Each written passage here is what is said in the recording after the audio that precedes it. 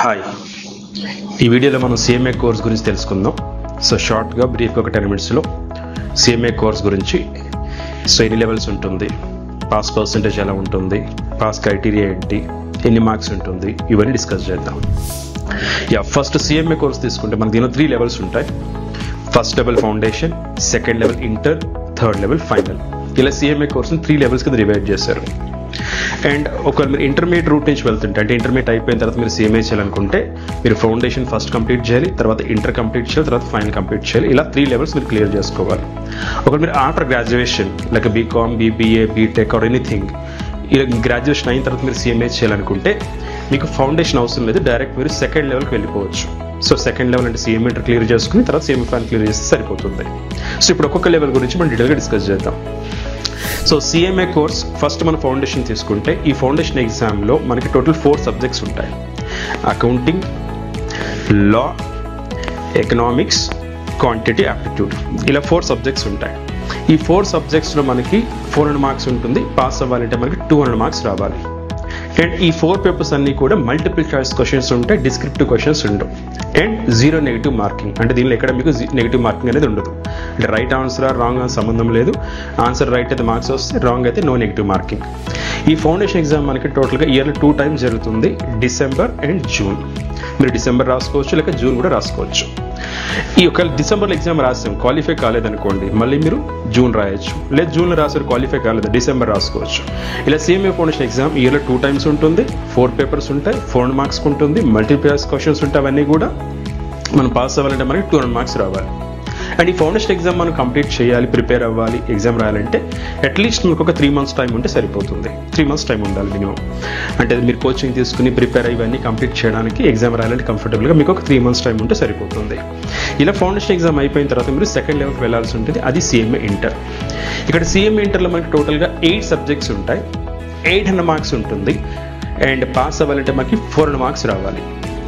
And subject wise తీసుకున్నప్పుడు మనకి 40 marks రావాలి. సో ఎగ్జాంపుల్ 8 subjects ఉన్నాయి అనుకోండి, సబ్జెక్ట్ వైజ్ తీసుకుంటే 40 రావాలి. బట్ టోటల్గా తీసుకుంటే మనకి 400 marks రావాలి out of 800. And subject wise 40, but aggregate average తీసుకున్నప్పుడు 50% మార్క్స్ రావాలి. అండ్ 8 subjects అన్నిటిని కూడా 2 groups కింద డివైడ్ చేశారు. Group 1 4 papers and Group 2 4 papers కింద డివైడ్ చేశారు. అంటే మీరు ఏం చేయొచ్చు, 8 papersని ఒకేసారి రాసేయచ్చు, లేదంటే Group 1 ఉన్న 4 papers ఒక అటెంప్ట్లోని, Group 2 ఉన్న 4 papers ఒక అటెంప్ట్ కూడా డివైడ్ చేసుకోవచ్చు. ఇలా మనకి సిఎంఏ ఎగ్జామ్ కూడా ఇయర్లో 2 times జరుగుతుంది, జూన్ అండ్ డిసెంబర్. సో మీరు ఏం చేయొచ్చు, 8 papers రాయాలనుకుంటే 8 మొత్తం జూన్లో రాయొచ్చు, లేదా 8 డిసెంబర్ రాసుకోవచ్చు, లేకపోతే 4 papers జూన్లో, 4 papers డిసెంబర్ కూడా రాసుకోవచ్చు. సపోజ్ మీరు ఒక గ్రూప్ 4 papers రాశారనుకోండి, దానిలో 4 papers ఉంటాయి.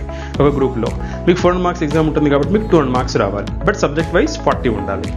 అలాగే గ్రూప్ 2 రాసినప్పుడు 4 papers రాస్తే 400 marks ఉంటుంది కాబట్టి మనకి పాస్ రావాలంటే 200 marks రావాలి, సబ్జెక్ట్ వైజ్ 40 రావాలి. లేదా 8 papers ఒకసారి రాశారనుకోండి, 800 marks ఉంటుంది ఎగ్జామ్, మీరు పాస్ అవ్వాలంటే 400 marks రావాలి, సబ్జెక్ట్ వైజ్ 40 marks రావాలి.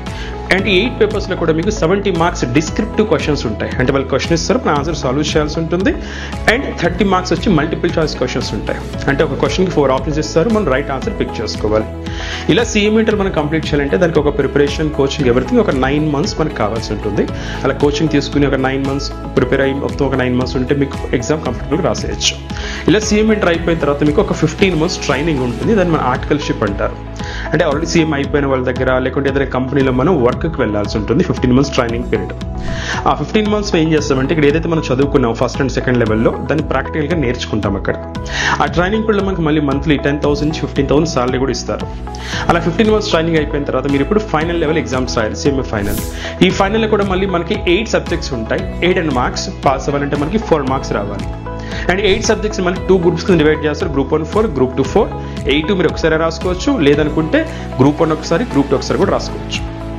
అండ్ ఈ ఫైనల్ లెవెల్లో ఎగ్జామ్స్ కూడా మనకి జూన్ అండ్ డిసెంబర్ ఉంటుంది. సో జూన్లో ఒక గ్రూప్ రాసి డిసెంబర్ గ్రూప్ రాసుకోవచ్చు, లేదనుకుంటే 2 groups అయితే జూన్ ఆర్ డిసెంబర్ కూడా రాసుకోవచ్చు. ఇలా ఈ ఫైనల్లో కూడా మీకు 70 marks ఎవరీ పేపర్లో డిస్క్రిప్టివ్ ఉంటుంది, 30 marks మల్టిపుల్ చాయిస్ క్వశ్చన్స్ ఉంటాయి. అండ్ ఈ ఫైనల్ ఎగ్జామ్ మనం క్లియర్ చేయాలంటే మనకి అట్లీస్ట్ ఒక 6 months స్టడీ టైం కావాలి. అంటే కోచింగ్, ప్రిపరేషన్ ఇవన్నీ కూడా ఒక 6 months ఉండాలి. ఉంటే కంఫర్టబుల్గా ఫైనల్ ఎగ్జామ్ రాసుకోవచ్చు. సో ఇలా మన ఫౌండేషన్, ఇంటర్, ఫైనల్ ఇవన్నీ మనం కంప్లీట్ చేయాలంటే సిఎంఏ కోర్స్ని టోటల్గా మనకు ఒక 3 years టైం పడుతుంది ఆఫ్టర్ ఇంటర్మీడియట్. అయితే. అది మీరు గ్రాడ్యుయేషన్ తర్వాత వచ్చారనుకోండి, మీకు ఫౌండేషన్ అవసరం లేదు, డైరెక్ట్ మీరు సెకండ్ ఇయర్ వెళ్ళిపోవచ్చు. అండ్ ఈ 3 years టైంలో కూడా మనం ఒక 15 months మీకు ట్రైనింగ్ పీరియడ్ ఉంటుంది అండ్ ఒక 18 months మీకు స్టడీ టైం ఉంటుంది అనమాట. అంటే 3 years ఏంటంటే 3 years మనం చదవం అక్కడ. 3 yearsలో ఒక 18 months, ఫౌండేషన్ ఒక 3 months, సెకండ్ ఇయర్కి ఒక 9 months, ఫైనల్ ఒక 9 months, హార్డ్లీ ఒక 18 months 20 months మీరు చదవాల్సి ఉంటుంది.